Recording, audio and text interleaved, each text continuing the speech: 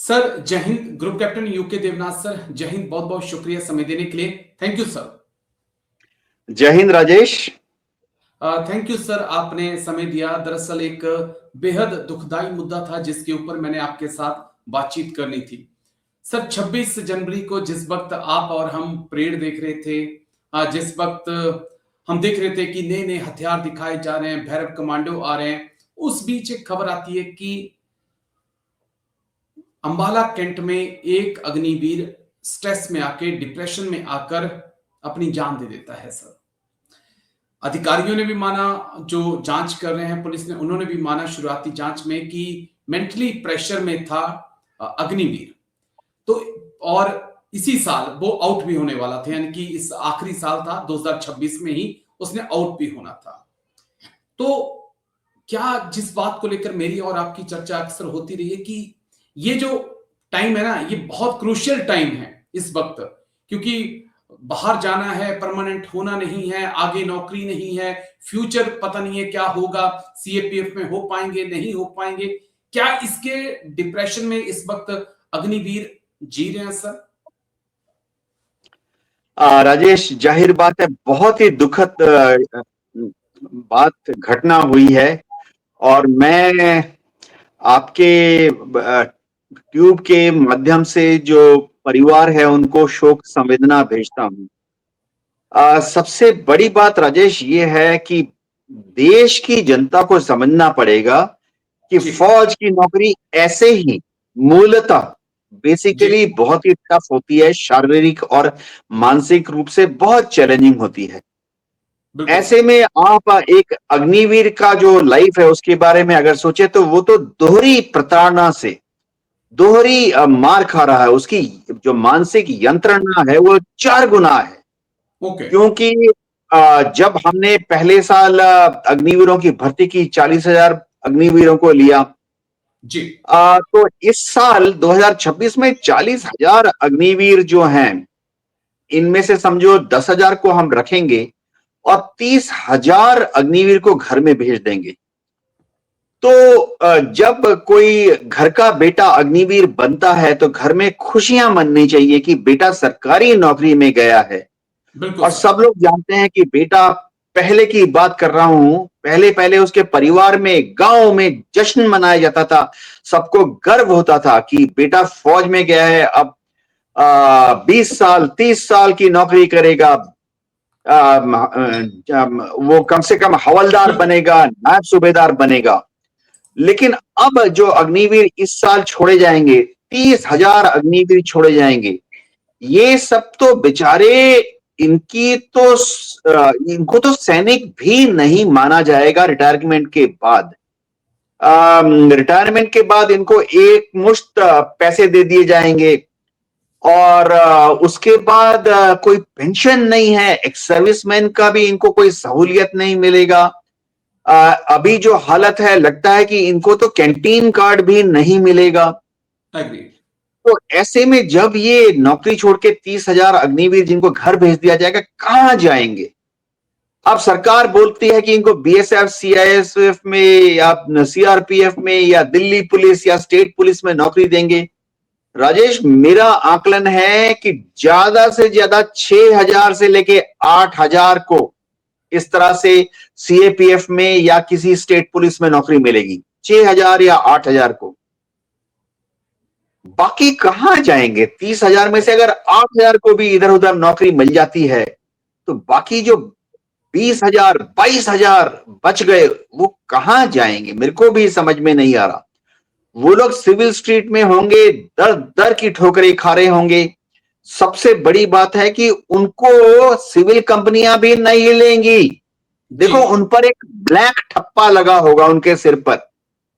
वो जहां भी जाएंगे नौकरी के लिए, जब आवेदन करेंगे, सिविल की बात कर रहा हूं कि मैं अग्निवीर हूं, एक्स अग्निवीर हूं, तो सिविल कंपनी में जो उनके एचआर वाले हैं वो बोलेंगे, अच्छा तुम्हें तो आर्मी ने रिजेक्ट कर दिया ना, तुम आर्मी से रिजेक्ट हो गए 4 साल की नौकरी के बाद, इसीलिए हमारी कंपनी में नौकरी लेने आए हो।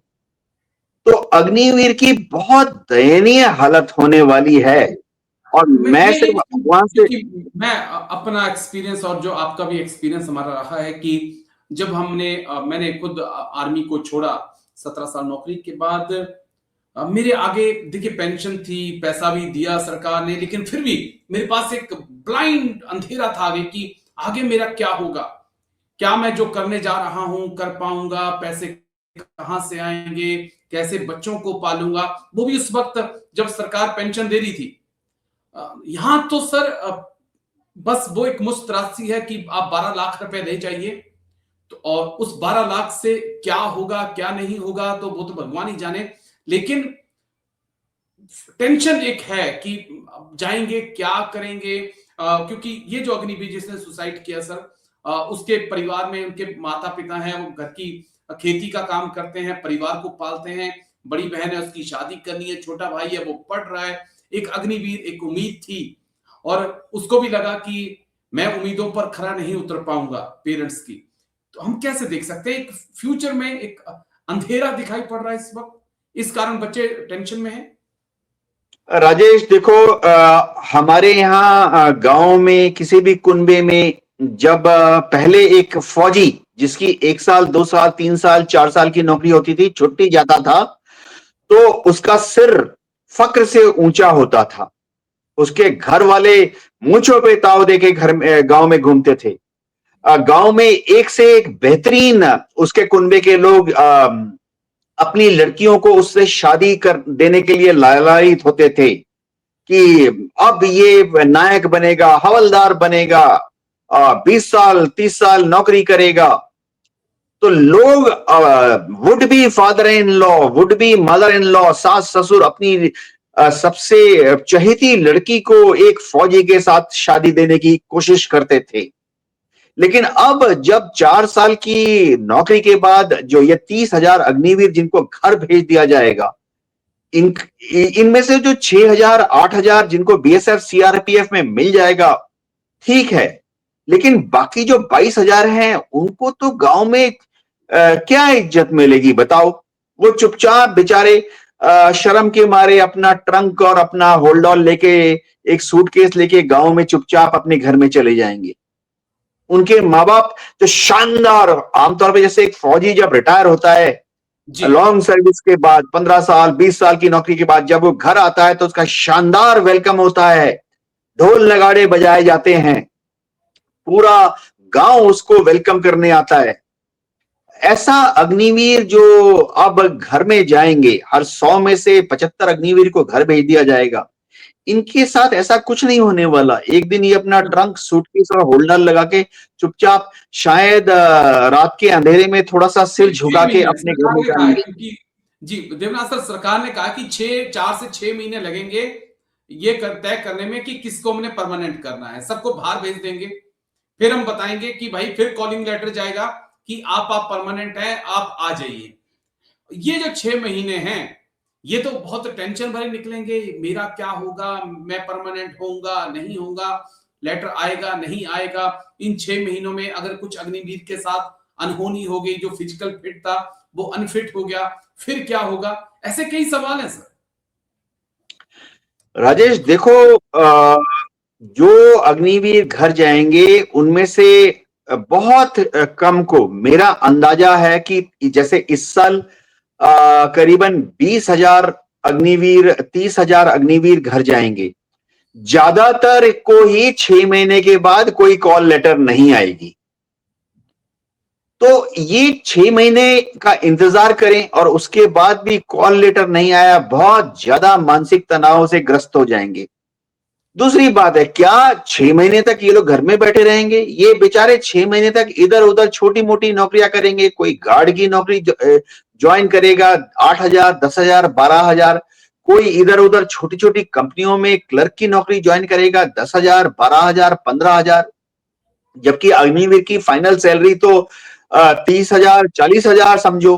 बिल्कुल। अब ये जो 11 लाख या 12 लाख एक मुश्त रिटायरमेंट में मिलेंगे, देखो वो भी तो आधा इसका अपना ओन कंट्रीब्यूशन है।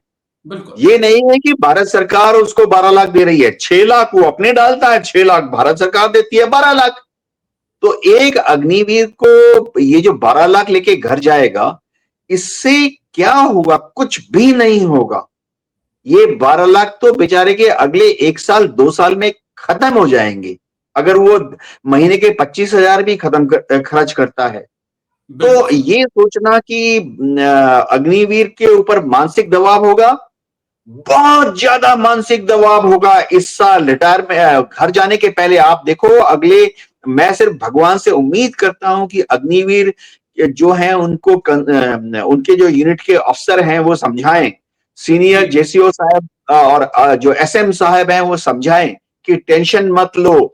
और अगर जो यूनिट के जो जेसीओ साहिबान हैं या एसएम साहब को लगता है कि कोई अग्निवीर टेंशन में दिख रहा है, तो वो तुरंत उसको रेस्ट दें और कंसल्टेंट्स साइकियाट्रिक्स या जो यूनिट में साइकोलॉजिस्ट होते हैं डॉक्टर, उनके जी। पास ले जाएं। नहीं तो मुझे लगता है कि अग्निवीर में बहुत ज्यादा नेगेटिव